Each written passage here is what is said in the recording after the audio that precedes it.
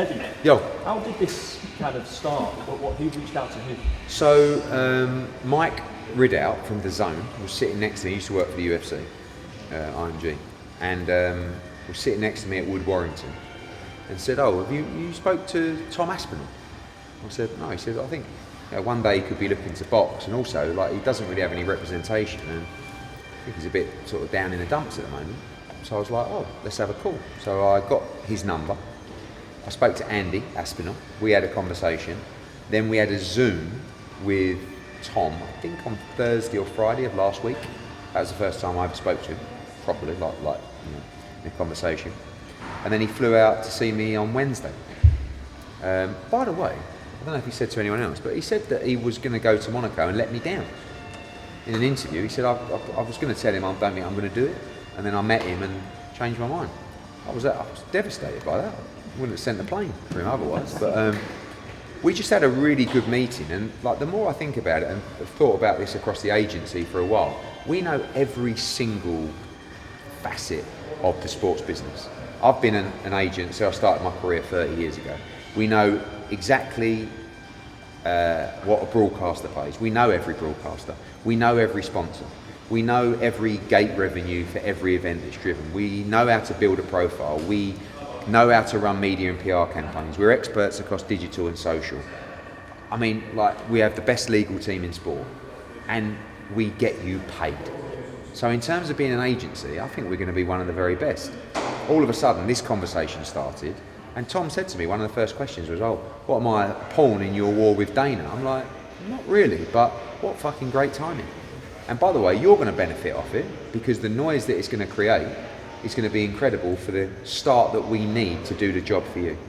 And also, it's going to be great to launch the agency, which was never, like, we were always going to launch an agency at some point, but this literally got decided within a week. And we just felt it was a great time to get on with it and launch that agency. Eddie, in terms of Tom's relationship with the UFC, Dana over the years has fallen out with a lot of UFC fighters for various reasons, but do you expect this to have a play on his relationship with the UFC? And Dana's already had some comments about Tom. Like, do you expect this to have a knock-on effect? Yeah, I don't think his relationship with the UFC right now is stellar. I mean, I think he feels like he's had a lack of support, and I think he feels like a narrative's been built against him regarding a very serious injury where if you run that back and watch it in slow motion, anyone can see what happened. The guy's had 3 operations. But at the same time, this isn't necessarily about us coming in and trying to bust him out of his contract or, start being aggressive towards the UFC. This is just about sensible conversations. The focus is to get him back in the octagon as soon as possible, right? The second one is, who we fighting? We know he's got a contract, but part of this process is I've been able to read those contracts and I've been able to talk to him about the purses that he's received. Take me back 4 or 5 fights. And the reality is that when he was headlining in front of 20,000 on pay-per-view, he was receiving probably half the amount of money that I would pay a boxer for a British title fight at York Hall, Bethnal Green in front of 1,200 people. And I was absolutely baffled and astonished. Now, obviously, as he's gone on, those purses have increased, but still to a level that I feel is completely unfair in terms of the revenue that's generated and the risk that is in front of them. But as he said quite maturely up there, I've signed a contract. So we are where we are, but I hope there's some sensible conversations. I hope that we can show the UFC what we can do with Tom to drive the value of him in the fight. Because I think even today, like, if you're the UFC, really, away from the beef, you should be going, wow, look at Tom Aspinall. He's out there, this is great. When he comes back, this is going to be big. And we can do that in a friendly capacity. But we have to get him respected. And I know Tom's on the contract. Is that move to boxing almost inevitable at this point after signing? Tom? Yeah. I don't think so. Like, Andy feels like he could do a lot of damage in a boxing game, and I think Tom's confident in that as well. But I've never really heard Tom say, "I want to go to boxing." I've heard Tom say, "I want to be respected for what I'm risking when I step into that ring." And ultimately, I'm learning, by the way. I mean, there's a huge amount of MMA media here today as well as you boxing guys. As I understand it, that opponent it's not an irregular thing for that to happen against that specific opponent. So when you're coming off the back of 3 operations on your eyes and you've got to go back in there with a guy that's very likely to do it again, you better get fucking well paid to do it. When you're selling out arena, you're getting a site fee and you're getting an astronomical amount in terms of a rights fee from Paramount. And if Tom was to decide he wanted to start boxing after the UFC contract end, what sort of position would that put you in? Because you said yourself up there that it's a conflict of interest to be involved in the management and the promotion side. Obviously there's no Ali Act this side of the pond, but if it was to come to that, would you be forced to either promote Tom or manage him? Good question. I think that you're only going to see us working with boxers commercially. Do you know what I mean? I think that it's wrong to, and you can't, like you say, you can't do it in America anyway. But I don't want to cross over between doing that in America and doing that in the UK, if that makes sense. Ultimately, if he finishes his UFC contract and there's an opportunity for him to fight, I would take that opportunity to him. Then we have to start thinking about, because as a promoter, your job really is to get the right deal for the fighter and the right deal for your event and your bottom line. The manager's job is just to get the best job for a fight. So we had this years ago because many promoters in the UK used to be both. And it's like, what do? You have a conversation with yourself. Doesn't really work out that way. So, but the focus now is there's no imminent move for him in boxing. But if that ever came, we'd have to consider our position. Ed, with Dana as a promoter straight after the fight against Cyril Gane, he seemed to put cold water on Tom, and he had his comments about how legitimate he thought the injuries were. Why, as a promoter, would Dana do that instead of backing his heavyweight champion? Do you know, I will say, and I'll sort of stick up for Dana a little bit here. I've not accused him in the past, but the reality is I don't think he has a passion for the fighters, but he does also own an organisation. So he has to stay a little bit impartial. I just feel like with everything that Tom has done and given, to just sort of brush him away as if to go, oh well, yeah, whatever. Like, oh, he's had an injection or something. No, he's had operations on his eyes. Watch it back in slow motion. And listen, I'm not standing here being an MMA fan. I'm just watching that as someone with half a brain going, fuck that. Right? And I know Tom, having met him, I know what kind of guy he is. And he's a tough man. So I think in that position, what you have to do, and what I would be doing as a promoter, is sitting up there and saying, listen, this is a bad injury. But unfortunately, this is a rough sport. No one wants to see a fight end like that. But I know Tom Aspinall. I know what he's all about. He's always fought everybody that we've put in front of him, at time for peanuts as well. And unfortunately, he's got an injury and he's got to go through a very serious process here and have some operations on his eyes where it's going to keep him out for a long game. But we wish him all the best. He's a tough man and he'll come back stronger. Eddie Hearn, Yo. Just a question for me as well. With the launch of your talent agencies, I just want to ask, what's going to make your talent agency different to the rest? Because we understand and we have worked across every different element of sports representation. So we've been agents, right? We have lawyers. We've been sponsorship consultants. We've been broadcast rights holders. We've been governing bodies. We've been fight promoters. So we understand every area of the business, but most importantly, we have you back and we win and we get you paid.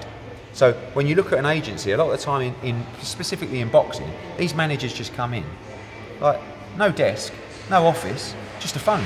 All right, mate, I'm going to represent you. Yeah, hello, Eddie. How much will you give so-and-so? Hang on a minute. Dana, how much will you give so-and-so?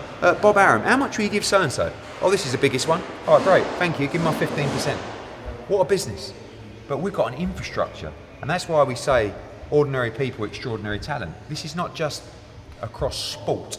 This is across people with extraordinary talent that we can turn into stars, look after them, and make sure, as I said, they can follow their dreams and get paid. And I just for Jaron Ennis after the kind of. So we are now looking at alternative fights for him. Obviously, we've been doing that recently as well, but the time is well and truly running out on Virgil Ortiz. We hope for a minor miracle, and listen, this is something that can get resolved actually on a phone call, but whether that's going to happen or not, that might be unrealistic. So I think Jaron would love to fight Xander Zayas. The Josh Kelly fight is also there. So yeah, I mean, we hold out for Virgil, but we are making other plans. One thing is 100% sure, Virgil Ortiz will be fighting in May of this year, and he'll be in a big fight. Eddie, I know that the Virgil Ortiz fight was contractually agreed with Jaron, with yourselves. Is he contractually tied to you regardless of who he fights Who's next? that? Boots? Yes, yeah, multi-fight deal, and yeah, multi-fight for a long period of time, and he'll be back in May. And just on the Conor Benn Regis Progress situation, I watched an interview with you recently where you were seeking a bit of clarification on whether that was the fight Conor was getting the 15 million for. Any update on that? And following on from that, has there been an update on who the promoter for that show actually is? Because I know that was up in the air too. Yeah, I mean, we'd need disclosure on that, obviously, and you know, Mark Shapiro on a TKO investor call, which you have to be honest on, and I'm sure he was thinking he was being honest, was that Zuffa and TKO are the promoters of the Tyson Fury event. So we'll see if they are. And by the way, they have to be under Conor Benn's contract. So we'll see how that plays out. And what would the ramifications be if they weren't the promoters? We shall see. The WBC ordered Dalton Smith's manager title against Alberto Cuellar. Is that something that you'll move forward with? What's the update? Yeah, I'm negotiating that fight with Louis de Cubas. Dalton Smith, we felt like we deserved a voluntary defence, but we also understand that Maurizio could have done other things as well, and stood firm with Dalton Smith, which we appreciate. We want to move with Dalton Smith into unifications as soon as possible. So we feel like if we had a voluntary next, we'd still have to fight Puello after that, and then it's like you're going into 2027 before you can have a unification. So we'd rather get that fight done. It's a very tough fight, especially as a first defence, but a big fight for Sheffield, and we expect that fight to take place hopefully in early June. Eddie Turkey tweeted last night saying he's always there for you, you pick up the phone. Yeah, nice. Yeah. What's the relationship like between you guys? Because Do you know what? Literally, I had a call 5 minutes before that from Dr. Rakan asking me to come and meet His Excellency to talk through a lot of stuff, exciting projects. Obviously, we have deals with them across darts and snooker. And, we're obviously continuing those conversations on Anthony Joshua. So, have I said to you before, like Turkey is, I don't think you'll mind me saying, he's the king of fuckery. He thinks that kind of stuff's hilarious. And I don't mind it either, because you know where you stand with him. He's going to do what suits him. So, we expect that relationship to continue. I mean, contractually, we do that across other sports, but I think he respects what we do, and I expect our relationship. I mean, I think there's sometimes a narrative of, Frank's out, Eddie's out. We don't see that at all. We see good opportunities for our fighters and our business, but if there aren't, we have a 5-year deal with DAZN and what will probably be 40 shows a year, that we will continue to be extremely powerful. Eddie, I just wondered if your response to Jai Opataya's comments on TalkSport this week. He said, you were never mates, you've been talking bad on his fight with Glanton this weekend, and just what do you make in general with the situation in the standoff, the IBF and so forth? I mean, we've never really been mates. I've always dealt through with Mick Francis. I mean, I think it's a good deal for Jai. All I said is that he hasn't been able to get the fights. He's had to take small money for those fights, and he doesn't really do big numbers in Australia. I mean, that's fact. But I've said he's a great fighter. This is a great opportunity for him. But you can't sit there and go, I'm moving to Zuffa because I'm going to get the big unification fights and then fight Brandon Glanton, who lost widely to Chris Billum-Smith. Because you're just doing the same thing that you've done for the last year. It's not his fault, because the people haven't been wanting to fight him. But they did a face-off with Michele, and as I understand it, that fight's not even done. And by the way, I also understand that I don't even know if the IBF title's on the line on Sunday. So, he's right. I like Jai. We've never been mates, and I think it's a good move for him, because I think he needed to do something because he was going stale. Can you tell his return? Well, not return, maybe a final farewell. Yeah, for me, we got to get this done at Croke Park. The more I think about it, I will kick myself forever if we don't make it happen. And someone sent me that picture that I posted the other day, which was like, I was thinking about the moment of her walking out of Croke Park, and I want to feel what I know I'll feel when that happens, like even selfishly. I mean, I want her to feel it, but I want to feel it myself, because I will look at her walking out and I think I will literally lose my mind, and I think I will break down in tears, because it will just be the most historic event the country will ever see. Who will be the opponent? I have no idea at the moment. I mean, she's got about 8 mandatories coming out of her ears, but we know it's going to be our last fight, so it's not like we have to deal with all the mandatories. So we'll have to see. Any conversations with Croke Park? Yes, I had a call with them on Wednesday, and I expect to go to Ireland soon to have a further meeting with them.